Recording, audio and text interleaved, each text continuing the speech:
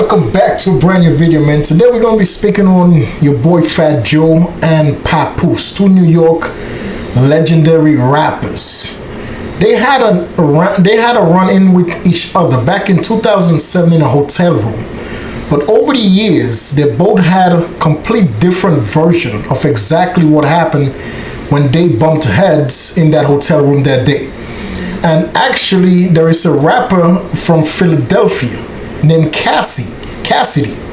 He actually did a brand new interview and actually shed light on exactly what took place in that hotel room in 2007. That was a couple of years ago.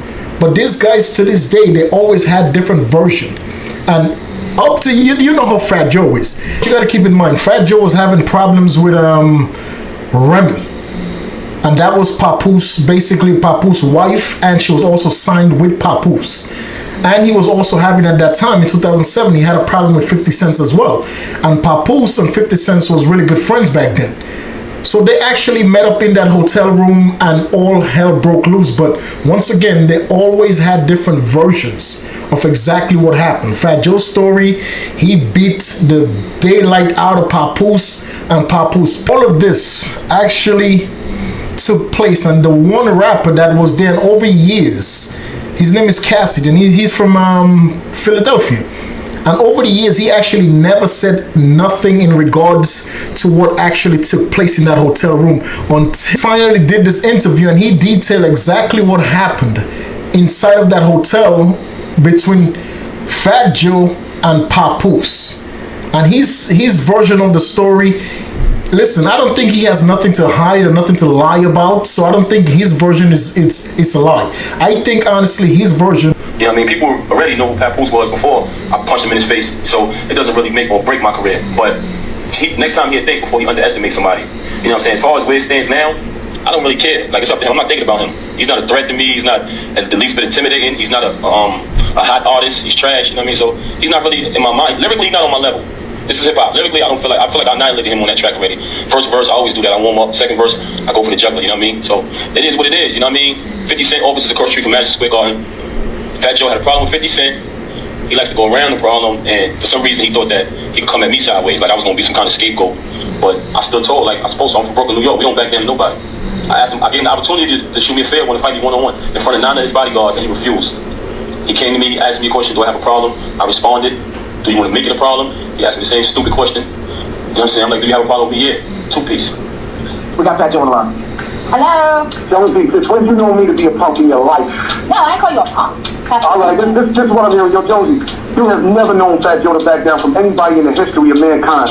Fat Papoose is a boy. You know they got hotel rooms, envy, when you on the road, they got the little kitchen in there? He jumps over the wall and traps himself in the corner. Right? So I go up in there, I said, yo, Papoose, do we have a problem, homie?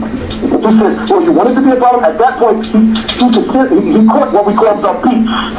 Right? His man jumped in the way. His DJ, did he say his DJ is in the hospital still? His man jumps in the way, got two-piece Bloody Mary, his whole face is ripped up. Right? His man, he got some real good human shields. His other man, who's his best friend, his lip looked like an 18-wheeler tire when we was done with that boy. When he finally had enough, Papoose never threw a punch. He crouched down. I felt so sorry for this boy, Miss Jones. I gave him the beat I was telling him, you better respect him. This is the beat. What you guys just heard was actually Fat Joe telling his side of the story, and Papoose first was telling his side of the story. But back then, you have to remember, Fat Joe was a thug. Him and his crew, those guys was about the fight, there was about the violence. So once Fat Joe came into on the radio that day and said that, listen, Papoose ran, Papoose backed down from him, everybody at that point in time believed Fat Joe's story, because Papoose never really spoke on that. After that interview he did, never really spoke on that situation ever again. So everybody was under the assumption that, yeah, Fat Joe side of the story is the accurate side of the story. You know, but lately on the internet, people is really starting to realize that Fat Joe tells a lot of lies. Like, if you notice, a lot of people nowadays don't have that same confidence in Fat Joe like they had in him 5 years ago, 10 years ago. People now is noticing that Fat Joe tells a lot of lies. playing cards, smoking, everybody around, chilling, whatever. So I get a call, and it's Papoose. I'm like, yo, boy, what's up? Like, yo, we in room such and such and such. You smoke? He like, nah, I don't smoke, but some of my homies do and all this. I'm like, well, we burning it down. We out here, there's girls up here, all this shit. Come through here, like, I mean, we here, whatever. He like, all right, bro. I don't remember the exact, but we hang up, finish playing drum. 30 minutes later, 20 minutes, whatever it was, knock at the door. So my nigga holding me down, he go to the door, he look out, he like, yo, it's Pat, this that bull Papoose and some of his niggas. So I'm like, all right, let him in. So open the door, it's Papoose and like 5 of his homies. Yeah, okay. DJ, 5 of his niggas. So they all come in, we chilling, he playing his music, listening to his tape that he was working on at the time, and we vibing, it was cool, it was chilling. Then like after his tape play, I don't know how many minutes, cause I don't know, we smoking, we chilling, but then there's another door, nah. My nigga go to the door. Yo, it's Fat Joe. It's Fat Joe at the door. So I'm like, Fat Joe, the rapper Fat Joe? He's like, yeah, nigga, Fat Joe. Yeah. I'm like, all right, well, let him in. Yeah. Like I told you. And you was cool with Fat Joe at that time. I just told you that at the beginning, like, I fuck with Fat Joe. Right, I don't right. got no problems. Right. I don't know what's going on with Him and Pap at all. Remy, because I'm thinking Remy down with Fat Joe. Right, I don't know, like, this mess with Remy and there's a problem with Fat Joe. Fat Joe knocked on the door. And still, Cassidy didn't say, okay, once the second knock, which was Fat Joe, like Papoose didn't say absolutely nothing. Because Cassidy would have said it. He would have said, because at that point, he still doesn't know what's going on. So for the fact to me that Papoose and his boys just sat there, relaxed calmly, knowing that Fat Joe is on the other side of that door, to me, it's like Fat Joe version of the story have to be wrong. Because Cassidy would have said in this interview that a couple Like that out, Right, right. Like, yo, ain't like he just barged in. Like, yo, it's Fat Joe. What you want me to do? I'm like, Fat Joe, let him in. Like, that's my, I don't know. I'm Right. not thinking like it's an issue or something. Right. So then, I mean, Fat Joe come in. Yo, do we got a problem here? So I'm thinking he playing like I come in and just be playing and shit. So I'm like, I start smiling and shit. And he like, yo, do we got a problem, man? He said the second time. So when he said like that and not look at me, he ain't make eye contact with me. So I'm like, so now it's getting a little weird. So now I stand up. Like we on the couch. See Papoose right here next to me on the couch. And I'm on the couch. So when he do that, I'm like, I stand up like,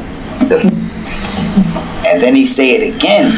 But he like coming towards us, but looking at Papoose. Do we got a problem? And he looking at Papoose, and then Papoose looking like. But when they start going through that, that's when I see that is between Fat Joe and Papoose. So I got money and jewelry on the table. So I start grabbing my shit, and grab me and pull me to the next room. I can also tell, like, they told similar parts of the story, but Papoose version of the story and Fat Joe version of the story, which was accurate, was the simple fact that they both said that Fat Joe was asking, do we have a problem?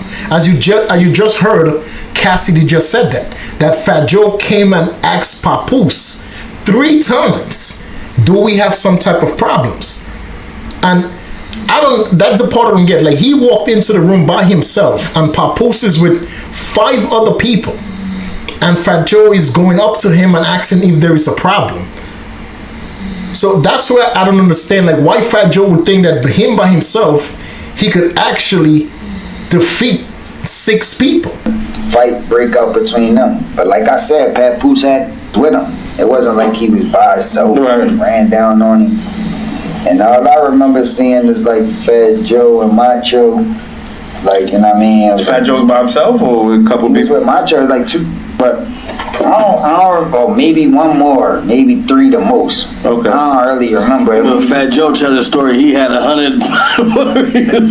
Papoose had more with him than Fat Joe had with him. Okay. So when we left out, it was like a big scuffle, the whole shit, and the whole shit went down. But my issue was the next, like, but you was out of there before the scuffle even happened. I was in the next room because that was my room, and I had the room next door. Okay, so you had 2 rooms. I want to stand there and let them, like, I don't know if they about to shoot. I don't even know what it's over. I don't even know what's going on. It's just, first I stand up to make sure, like, what's up with me. Then once he is not with me, we start grabbing our shit. Like, I don't know what the f going on. I don't know what's up. Like, you know what I'm saying? But afterwards, came to me. Papoose came in my room the next door and told me what happened, and I went and sent my to get Fat Joe back, like, because it was an issue. He was missing some shit. Okay. So I sent Fat Joe to get Fat Joe, and Fat Joe came back. Fat Joe ain't know that was my room. Okay. He just seen us in there. He thought it could have been his room. He ain't know it was my room, and he was violating like that. Okay. But he came back down to talk to them, and they was talking out in the hall in front of my room in the hall. So they talked after the. So even after the fight, they still was able to talk. Yeah, they talked again, man. Papoose wanted this shit. You know what I'm saying? But regardless, bro, I don't even give a fuck about all them small details. It was a misunderstanding. Papoose signed with Rim. Rim was talking crazy about Fat Joe on the radio, and that's how the whole shit went down and all that. You know, also what I was thinking, that both of these guys' stories has to be capped. Because what you just heard Cassidy said, Papoose version of the story, that Fat Joe had like 9-10 people with him. Cassidy just confirmed that Fat Joe was with at least probably 1 or 2 other people. So that will make Papoose has actually more people at that time. So another thing that I didn't understand, if Fat Joe version of the story that people was bleeding, people went to the hospital, Papoose was scared, why at the end of the altercation that there was some form of conversation, some form of peace agreement? That's what I don't understand. If you really beat down somebody that bad that people had to go to the hospital, you're out of there. It's no way you're gonna stay in that hotel room when people is being beaten, bloody everywhere. No, there is no way that you're gonna beat on somebody that bad, and a couple of minutes after this scuffle, we're gonna talk and make peace. That's the version I don't understand. So now Cassidy actually, he was after this incident took place, Papoose and his peoples actually said that Cassidy backdoored them, meaning that Cassidy set them up for this incident to take place. So he's going to basically address the setup allegation that was made against him when this incident happened. The next day, I just feel like my name was in it. Like, I set Pep up. Got you, yeah. And I did this, and I'm like, yo, man, like, we not going to do that. Like, whatever happened, but I'm not going to set you up. I don't got no problems with just my first time meeting you, Papoose. Why would I set you up? I don't got no issues with you. Right. And if I do set somebody up, it's never going to be Fat Joe and Macho. Not saying they can't handle themselves, but they not I wouldn't set you up with them. Like, why would Terror Squad be running in here if I set you up? Right. Like, if I set you up, it's gonna be different running. Right. It's gonna be a different scenario. What are you talking about? Like, what are you talking about? So that was the issue with me, like, you know what I'm saying, with that whole shit. But we got that cleared up. We did songs, we cool after that, everything was cool. Listen, after hearing Cassidy's side of the story, I believe Cassidy. Honestly, I believe his version of the story, and I think Fat Joe, knowing how Fat Joe overreacts about a lot of things nowadays, because he has a podcast with Jadakiss, and knowing how he overreacts about so many stories that he tells every day on the podcast makes me know that him telling that story about people is bleeding and ending up in the hospital, that's cap. Because there's no way you're gonna have somebody, and he's claiming that he had Papoose on the ground beating him, talking about the respect him, and then 10 minutes later, you and Papoose is in the hallway breaking peace. Nobody went to the hospital. Cassidy version, nobody went to the hospital.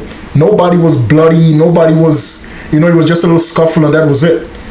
But at the end of the day, man, I hope and wish those guys the best. Things happen. That hip hop community, it's a million stories like that, I'm pretty sure. These guys, they fight each other all the time. That will never stop. I hope and wish them all the best, though, guys. You go check Fat Joe and JD Kiss podcast out too, guys. Go check them out. Before I end this video, man, I always like taking the time to show my gratitude and my appreciation and my personal respect to our Commander-in-Chief, to our President of the United States, Mr. Donald J. Trump. From me to you, sir, salute. So may God bless you and your families. May God watch over you and your families on this beautiful, wonderful day and forever. All and every of God kids throughout the United States. May God watch over us all. All and every of God kids all around the world. May God bless you guys all. Ladies and gentlemen, I'll catch you in the next video. Until then, please do what's right for each other. Ladies and gentlemen, let's talk our differences out instead of being violent with one another.